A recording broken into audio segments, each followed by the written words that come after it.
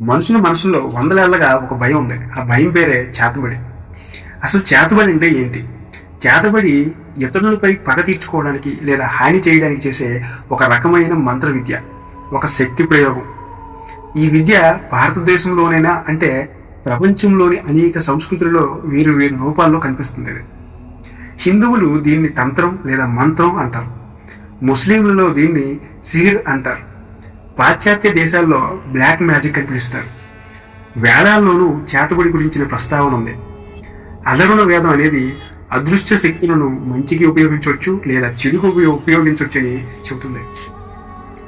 అదృశ్య శక్తి మంచిది కాదు, అలా అని చెడ్డది కాదు. మనం దాన్ని ఎలా ఉపయోగిస్తామన్నదే ఇక్కడ ముఖ్యం. ఇస్లాం మతంలో కూడా సిహిర్ గురించి స్పష్టమైన హెచ్చరికలు చేస్తారు. జీనీల సహాయంతో మాయలు చేయవచ్చునన్న నమ్మకం ఉన్నా కూడా ఖురాన్ ప్రకారం ఇది పాపకార్యం. అది సైతాన్ సహాయం కోరటంతో సమానం అని చెప్తారు. అసలు చేతబడి ఎలా చేస్తారు? మంత్రాలు, ఆచారాలు, రక్తం, ఎముకలు, పురాతన వస్తువులు వంటి వాటిని వాడుతూ రకరకాల శబ్దాలు, స్పర్శల ద్వారా దుష్ట శక్తులను పిలిచి ఇతరులపై వాటి ప్రభావాన్ని చూపిస్తారు. ఇది కొంతమంది ప్రఖ్యాత మంత్రవేత్తలు మాత్రమే చేయగల విద్య. చేతబడి చేయడానికి తాంత్రికులు ప్రత్యేకమైన మంత్రాలు, ఆచారాలను పాటిస్తారు. దీనికోసం విచిత్రమైన వస్తువులు అంటే పూలు, ఎముకలు, మట్టి బొమ్మలు, రక్తం వంటి వాటిని ఉపయోగిస్తారు. ఇవి సాధారణ ప్రజలకు అందుబాటులో లేని రహస్యమైన శాస్త్ర పద్ధతులు. చేతబడి ప్రభావం ఎలా ఉంటుందంటే ఒక వ్యక్తి అనారోగ్యం, తలనొప్పులు, భయాందోళనలు, కుటుంబ విభేదాలు, ఆర్థిక నష్టం ఇవన్నీ కలిపి చేతబడికి సూచనగా భావించవచ్చు. కొన్నిసార్లు వైద్యుడికి కూడా అంతు చిక్కని సమస్య వస్తే ఆ వ్యక్తిపై క్షుద్ర విద్య జరిగిందేమో అని కుటుంబాలు అనుమానం పడుతుంటాయి. సాంప్రదాయ విశ్వాసాల ప్రకారం చేతబడి అనేది అనేక రకాలుగా చేస్తారు. మొదటిగా మంత్ర చేతబడి. పగ తీర్చుకునేందుకు ప్రతీకారానికి ఉపయోగించే ఒక పాత నైరూప్య పద్ధతి ఇది. ఇది ఇతరులపై దుష్ప్రభావాలను, ఆర్థిక నష్టం వంటి సమస్యలను కలిగించేందుకు ఉపయోగిస్తారు. గాఢమైన ఆధ్యాత్మిక శక్తులను పిలిచి ఉపయోగించడం ఈ చేతబడిలో భాగం. రెండవది బొమ్మ చేతబడి. ఇది చేతబడిలో ఒక ముఖ్యమైన రకంగా భావిస్తారు. ఈ బొమ్మ చేతబడిలో ఒక వ్యక్తి రూపాన్ని లేదా అతనికి సంబంధించిన వస్తువులను అంటే వెంట్రుకలు, గోళ్ళు లేదా అతను వాడే ఇతర వస్తువులను ఉపయోగించి ఆ వ్యక్తి బొమ్మను తయారు చేసి ఆ బొమ్మపై ప్రయోగం చేయడం ద్వారా నిజమైన వ్యక్తికి హాని కలిగించడం జరుగుతుంది. ఈ పద్ధతిలో బొమ్మను మేకులు కొట్టడం వలన ఆ బొమ్మకు సంబంధించిన వ్యక్తికి బాధ కలుగుతుంది.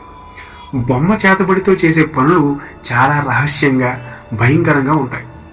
రక్త చేతబడి అంటే మంత్రగాళ్ళు వ్యక్తికి హాని చేయడానికి వారి రక్తాన్ని, రక్త సంబంధిత పదార్థాలను ఉపయోగించి చేసే మంత్ర సాధన. ఈ ప్రక్రియలో రక్తం ఒక కీలక అంశంగా ఉండి దానితో దైవిక శక్తులను పిలిచి పిశాచ శక్తులను ఆహ్వానించి ఆ వ్యక్తికి నష్టం కలిగిస్తారు. ఇక తావీజు చేతబడి అంటే ముస్లిం మతంలో ప్రత్యేకమైన మాయా విద్య. ఇది సిహిర్ అని పిలువబడే ఒక సాధన. ఇక చిల్లంగి, బాణామతి అంటే పగ తీర్చుకోవడానికి ఉపయోగించే చేతబడిలో ఒక రకం. ఇది సాధారణంగా గ్రామీణ ప్రాంతాల్లో ఎక్కువ మంది నమ్మే చేతబడి.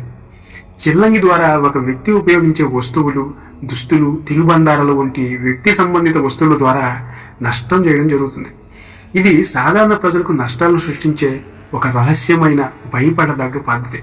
భూత విద్య చేతబడి అంటే దెయ్యాలు, ఆత్మల సహాయంతో చేసే ఒక మంత్ర సాధన. సాధారణ ప్రజలు దీన్ని గుర్తించడం చాలా కష్టం, ఎందుకంటే ఇది మానసిక, శారీరక సమస్యలతో కలిసి వస్తుంది. భూత విద్య చేతబడి అనేది భూతాలను, ఆత్మలను ఉపయోగించి ప్రజలపై ప్రతికూల ప్రభావం చూపించే మాయాజాలం. ఇది ఒక మంత్ర విద్యగా పరిగణించబడుతుంది. ఇక ఆస్ట్రల్ చేతబడి అంటే మన శరీరం మీదే కాకుండా మన ఆత్మ, మన మానసిక శక్తుల మీద ప్రభావం చూపించే ఒక రకమైన మంత్ర విద్య. మన ఆత్మ శరీరంలోనే కాదు, శరీరం వెలుపల కూడా ఒక ప్రామాణిక రూపంలో ఉంటుంది.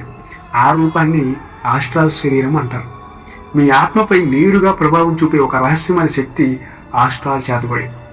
కొన్ని గ్రంథాల ప్రకారం మొత్తం 108 రకాల చేతబడులు ఉన్నాయని అంటారు. అందులో అత్యంత భయంకరమైనది రక్తబేతాల చేతబడి.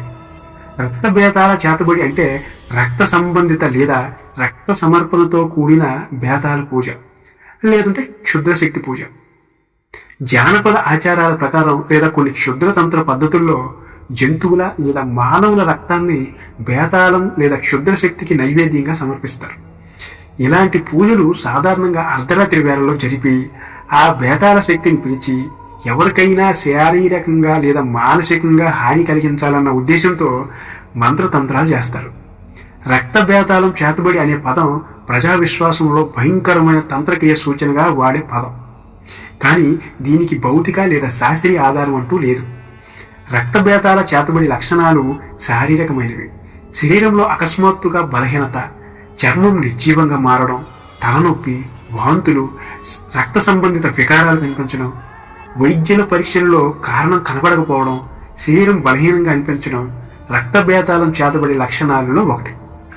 జానపద విశ్వాసాల ఆధారంగా చెప్పబడినవే కానీ వాటికి ఎటువంటి శాస్త్రీయ ఆధారం ఉండదు.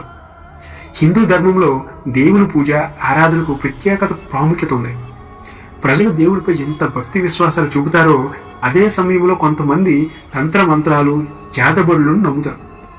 తంత్రాలు, మంత్రాలు, చేతబడి అనేది శతాబ్దాల నుంచి వస్తున్న ఒక ఆచారం.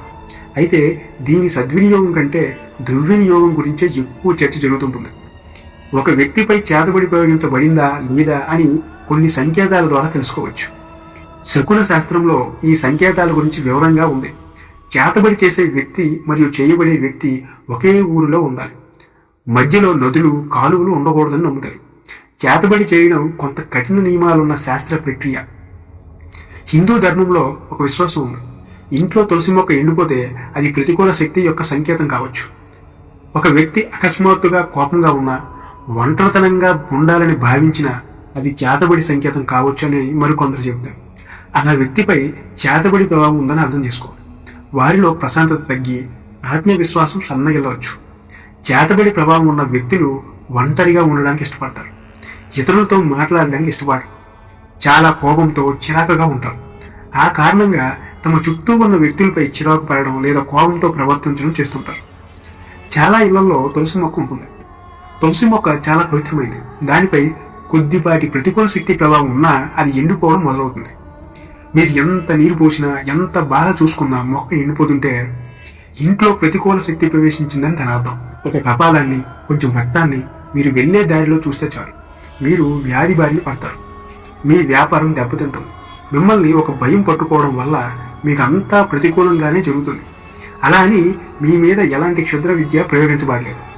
కేవలం క్షుద్ర విద్యను సూచించే కొన్ని చిహ్నాలే మీ మనస్సును సర్వనాశనం చేస్తాయి. క్షుద్ర విద్య అనేది మానసికమైనది. ఒకవేళ జరిగినా వాటిలో ఒక 10% నిజంగా జరిగి ఉండొచ్చు. మిగిలినదంతా మీ ఊహలతో ముడిపడి ఉంటుంది. మీరు భయపడి మిమ్మల్ని మీరే నాశనం చేసుకుంటారు. కానీ శాస్త్రీయ దృష్టితో చూస్తే చాలాసార్లు చేతబడి అనేది మానసిక ప్రభావం మాత్రమే. భయం, పరిస్థితుల ఒత్తిడితో మనం మనసులోనే దాన్ని సృష్టించుకుంటాం. ఎందుకంటే శక్తి అది దుష్టము కాదు, దివ్యము కాదు. మీరు దానిని ఎలా స్వీకరిస్తారు అనే దానిపై మీ జీవితాలపై అది ప్రభావం చూపిస్తుంది. అందుకే భయం కాదు, భక్తి కావాలి. అనుమానం కాదు, అవగాహన కావాలి.